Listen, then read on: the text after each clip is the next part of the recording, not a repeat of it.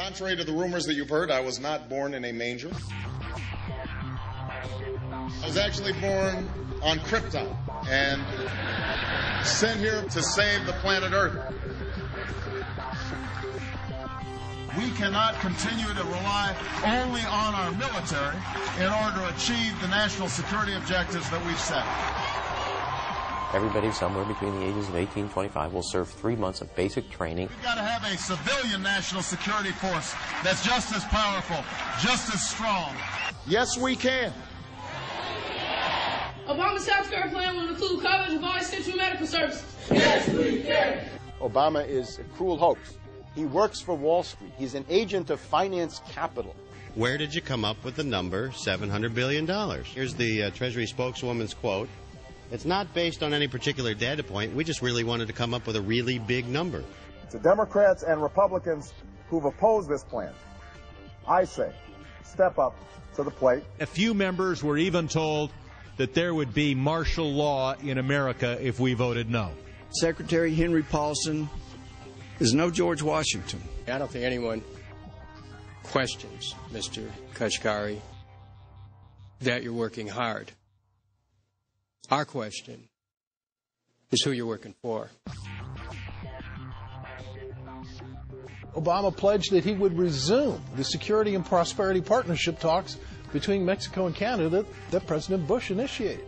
The old boss is starting to look a lot like the new boss. Robert Gates is going to remain on the job as Defense Secretary for at least a year. Plenty of sources knew about this meeting, told us and others that it was at Hillary Clinton's house, but clearly it wasn't.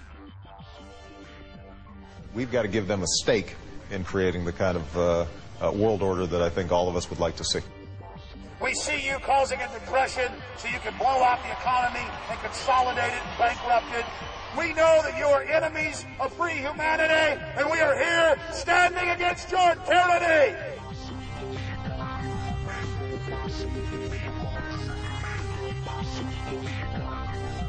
The Obama deception. The truth strikes back.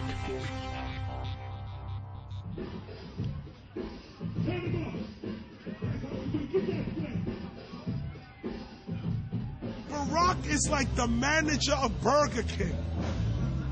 All presidents are, including Bush. It's like this.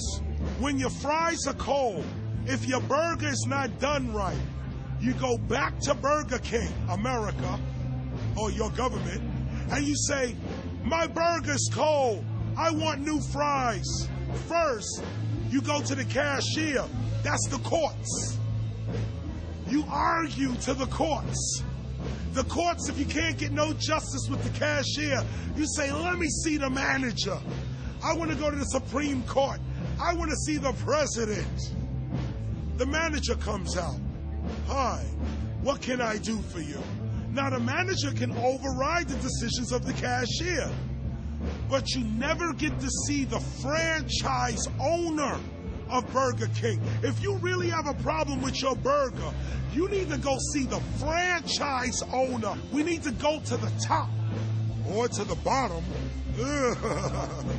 We need to go to where the real architecture of government is.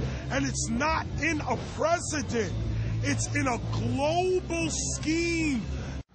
Politics in America today is identical to pro wrestling. And what I mean by that is, in front of the cameras and the public, we all hate each other. I'm going to kick my opponent's butt. I'm going to whale him from here to high water and beat the crap out of him. Yet behind the scenes, we all are friends going out to dinner. Went to dinner together. And it's all a work. All intermarried. Show business. It's showbiz. And that's what you have today in politics. The Democrats and Republicans aren't really opposed to each other. Left and right mean nothing. The only thing that counts is, are you working for Wall Street or are you trying to defend the people against the financiers?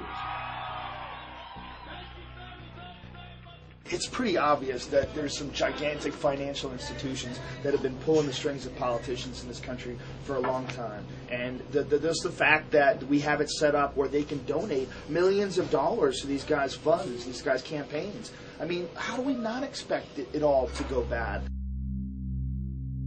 America in 2009 was desperate for change. The past 8 years had been a disaster. Those weapons of mass destruction got to be somewhere. Maybe under here.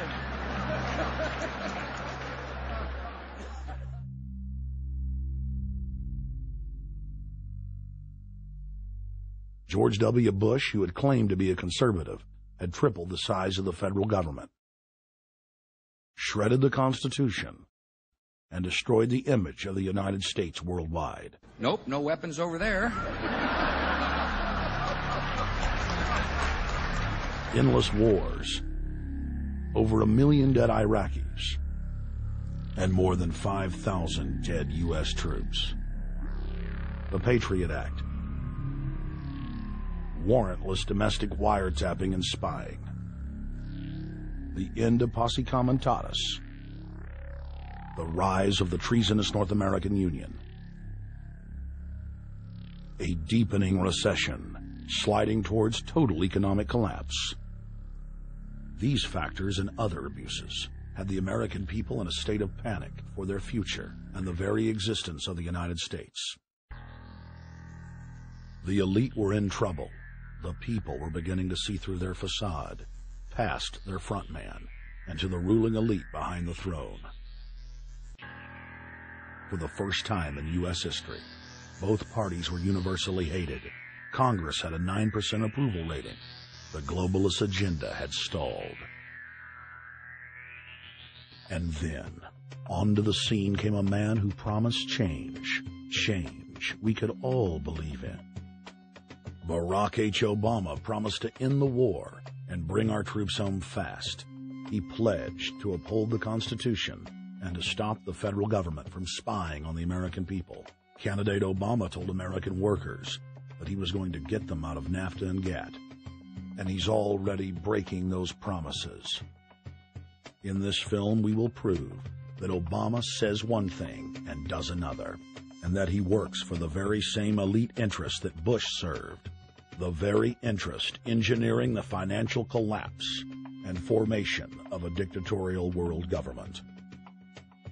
This film is not about left or right. It is nonpartisan.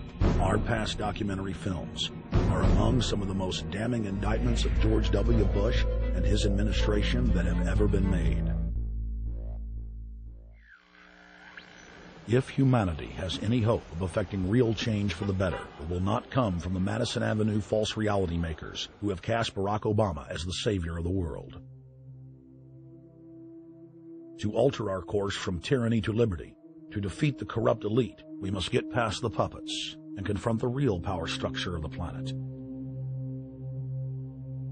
Now we can see a new world coming into view. A world in which there is the very real prospect of a new world order. Webster Griffin Tarpley is an accomplished geopolitical analyst and historian. Among his scholarly works are the unauthorized biographies of George Herbert Walker Bush and Barack Hussein Obama. Since Bush the elder made his speech at the United Nations back in September of 1990 talking about the New World Order, I think I've become confused about what's actually going on in the world.